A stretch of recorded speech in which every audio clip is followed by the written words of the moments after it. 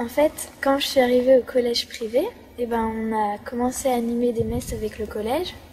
Et j'ai trouvé qu'il y avait une énorme différence entre quand on était en train de célébrer la messe et quand on était dans la cour de récréation où il y en avait qui nous injuriaient et tout, alors que quand on était à la messe, on était tous ensemble, on était rassemblés. Notre ambiance. Oui, c'était complètement une autre ambiance et on était comme une grande famille dans l'église et voilà, j'ai trouvé ça super.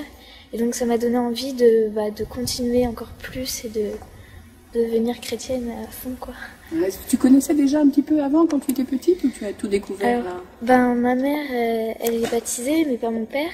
Et en fait, j'ai eu un petit peu, il me parlait de la religion chrétienne, mais pas beaucoup. Et il voulait que ce soit moi qui décide de moi-même si je voulais me faire baptiser ou pas du tout. Et donc j'ai décidé de me faire baptiser. Bon, Paul, toi aussi tu as demandé le baptême. Alors pourquoi est-ce que tu as décidé ça? Est-ce qu'il y a des gens qui t'ont aidé? Qu'est-ce qui a été ton parcours?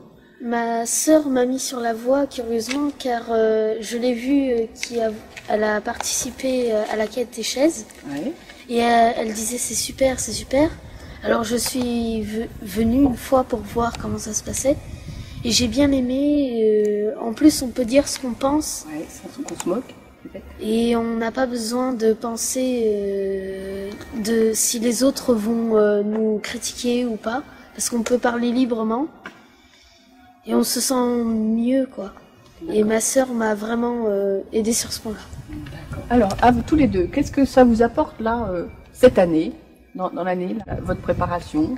Qu'est-ce que ça vous a apporté? Qu'est-ce que vous avez découvert? Moi, j'y pense souvent. Je me dis que c'est bien que j'ai fait ça.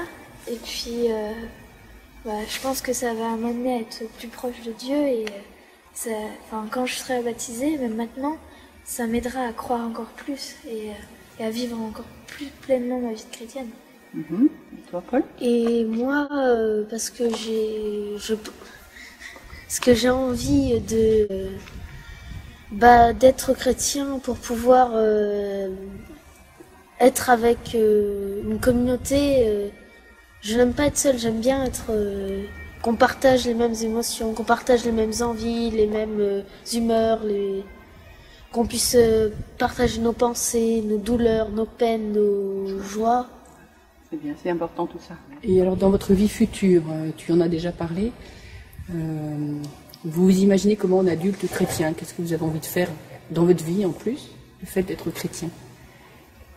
Je sais pas. De votre Moi, vie, j'aimerais bien faire des actions pour déjà moi arriver à un but et après montrer l'exemple aux autres en disant regardez, quand on se bat, on y arrive. Et j'aimerais que même ceux qui sont dans mon entourage, j'arrive à les aider, quoi. Ouais.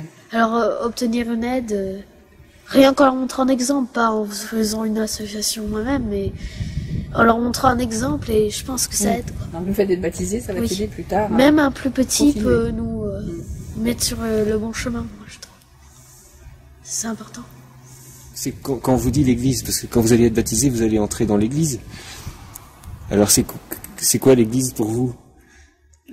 Moi, je trouve que l'église, c'est une grande famille et puis que faut qu'on continue à être comme ça, que c'est bien.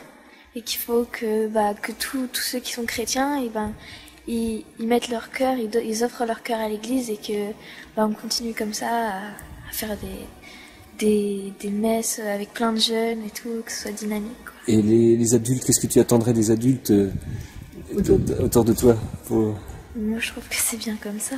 C'est bien. Toi, tu as des idées certainement? Oui, j'aime bien, je l'ai dit tout à l'heure, j'aime bien partager, j'aime pas être seule.